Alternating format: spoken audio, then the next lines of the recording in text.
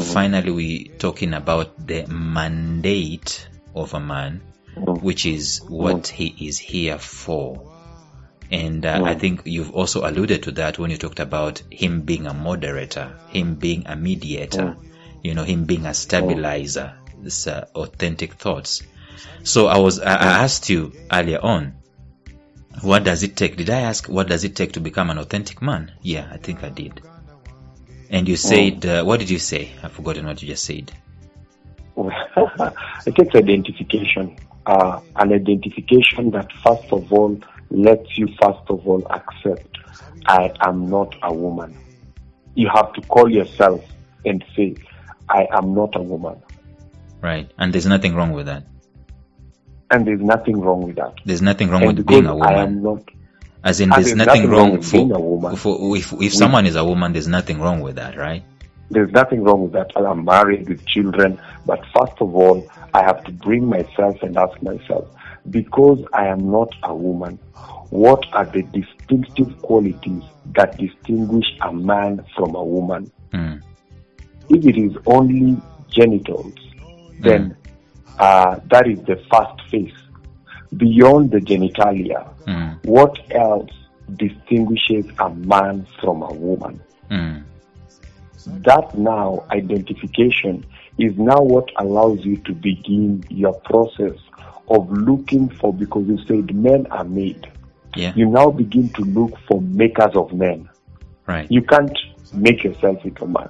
You look for makers of men. So you look for people who in their men development journey have found some food and found some truths that distinguishes a man from a woman and defines how a man defines the spaces that he's in, to leave that space smelling like a man.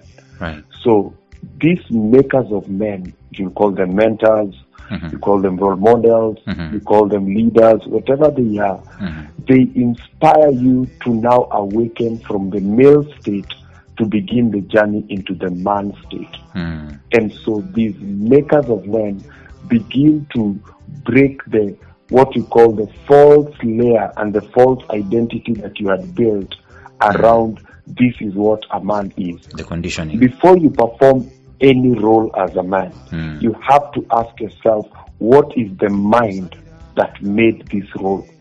Don't just take roles and say, I found people saying I am this, and then you take up that role, not even understanding what was the mind that came up. They may have broken down some concept that was not clear, but what was the mind? What was the place people were at that time that made people think this work of a priest, a man should do it, and this work of a provider, a man should do it? Who was giving these roles? Could it be a one sentence that was taken or stretched beyond reasonable limits?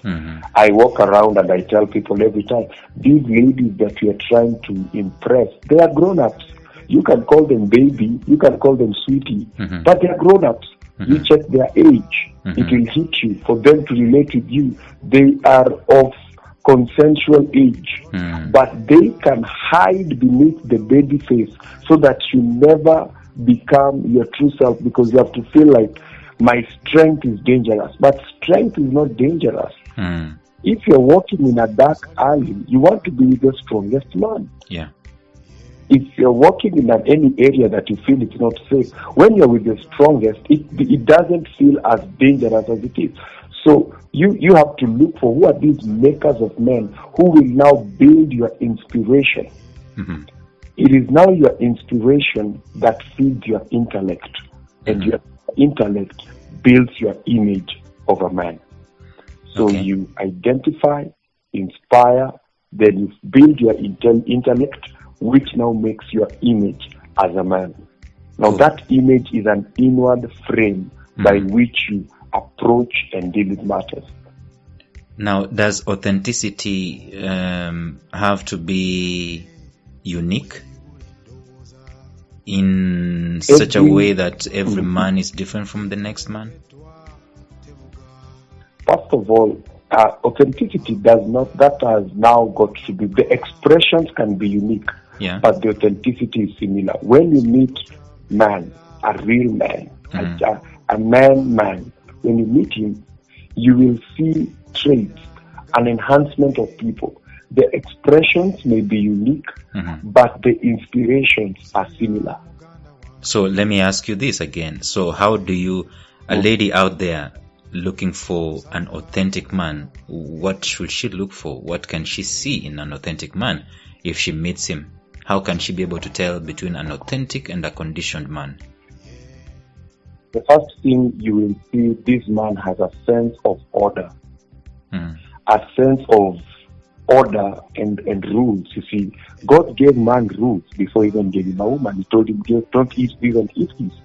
So the woman comes and takes that. You should be the one enforcing the rules. Hey, we don't do that here. You see, we have created men under pressure to impress women. So we feel like when you tell a woman no, you have infected her with that terminal disease. But a man who does not have a no somewhere, he's not a man. But Welly, you know, it's a slippery ground there, because some people can take it, you know, the extreme where they are unnecessarily issuing these rules, regulations, all that stuff. Is there a danger there also? Do you know, when you bring up our girls, what we teach them? We teach them to tell them no. We teach women to say no. We never teach men to say no. We tell a woman, if a guy touches you, say no. If you're not sure who you're going with, say no. So women they're taught to say no. If a guy is making an advance at you, don't be quick to say yes. Be slow with your no. But now on the flip side, what do we teach our men? Do we never say to the women that when you say no, it may be extreme? We actually tell them, you'd rather say no and go and think and rethink than say yes, and by the time you're rethinking, they'll get in the way. So, Welly, that's what I'm saying. When you meet a true man, yes? Continue. When you meet a true man, he's not telling you no so that he may be over you, because a true man is not, an authentic man is not a domineering man. There you go. There is a difference. A conditioned man is domineering because he's operating from an emotional premise. And also his image is kind of dented image. You know, it's not authentic, and so he has issues. It's not authentic, Yeah. He's insecure because he feels I can easily be replaced. He's competing with images of who is calling you. That man will be domineering because he feels, if I control you, you won't choose. But an authentic man will create an enabling environment that he literally will create an environment that you don't love from control. You love from choice. You don't commit from control. You commit from choice. So and by the way, again, when you look at society today, the way you've said the ladies are normally taught all these things and so on and so forth. Isn't there a need also to air out what you've just said, that a man who has rules is not a man who is wait to stifle the freedom of a woman, so to speak, and the growth of a woman, so to speak. If a man has rules and he institutes those rules, they are not for his benefit, right? They are for the benefit of... They are for the enhancement. So that you can attain your goals, so that you can master your environment, so that you can connect more with God. Those rules are not there so that he can be over you. Those rules are there to enhance your speed of attaining your goals, mastering your environment, deepening your spirituality, and growing your order, so that now you too, as a woman, you cannot say, women are emotional. Now you can be emotional and stable, emotional and successful, emotional and generating a sense of meaning, emotional and still plugged in to a soul matter that people look at and say, my goodness, that woman, you talk to her, it's as if you're talking to a man, because they are very directional. So it doesn't destroy your womanhood. It empowers your womanhood to the place that now you can be a master of the environment, an achiever of goals, and alive in your spirit, so that you're consistently generating a thought process that enables success and sustainable growth. Awesome. But a domineering man sabotages you. Who are you talking to? Who is that? I don't like that stuff. Because he always feels like you are going to replace him. If somebody sees your strength, you will not need him. But an authentic man wants people to see your strength because he knows you can't replace me. You can't replace the ocean. The river will end at the ocean. It doesn't matter how fast it runs. Might you tell me, okay, this is my presupposition just after listening to what you've said. The feminist movement, do you think it's born because of the conditioned man?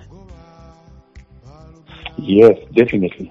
It was born out of the conditioned man because as men began to lose grip of themselves and as women gained more knowledge and self-awareness and confidence of themselves, the men began to find the only way I can be with a woman or I can get commitment from a woman is when I control her and when I domineer over her.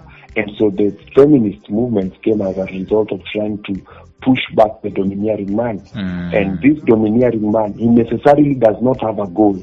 The goal is his security. The goal is, I want to feel more loved. I don't want to lose you to another man. He feels like, and that is why I say, this man, as he conditioned himself for the woman that he wanted to be with, when that woman now made a choice to go to another man, the man became wild because he never knew how to live without a woman that that has conditioned him and has made him to behave. Every man stands up and says, "You're the wind beneath my wings." And so a man is trying to find wind beneath his wings. But as a man, you ought to have some wind beneath yourself. At the first place. This woman is not coming to breathe. At the first place, you have to have some wind beneath yourself. That is now cliche. You're the wind beneath my wings. Awesome stuff. Those are the words that we use on women. And so women come with this heightened sense of superiority in the relationship, that I'm bringing wind beneath your wings. But you ought to have some wind. As an authentic man, right? As an authentic man. So one of the things that a woman one of the things that a woman should look for in an authentic man, one of the things that she should know a man is authentic is that the guy has rules. He has order, right? Some regiment, some order, some rules around himself. And those rules, he does not do them because he wants to date you or marry you. Or those rules are what he has generated as a process of him attaining his goals and mastering his environment. So they have nothing to do with you. If you meet him 5 years from now, it is just his being, right? It is him being a man. You cannot say that the authentic man cannot be complete without the order, the rules, right? The regiment. It is not an appendage. It is him. It is part and parcel of who he is. Parcel of him. That's who he is. Right. Is there another thing that a woman can identify an authentic man with apart from the rules? The second thing a woman should look at is, whom does this man draw inspiration from? Exactly. His mentors, his feeders, his makers. Who are his makers? Those people will tell you the fruit of who he is. Right.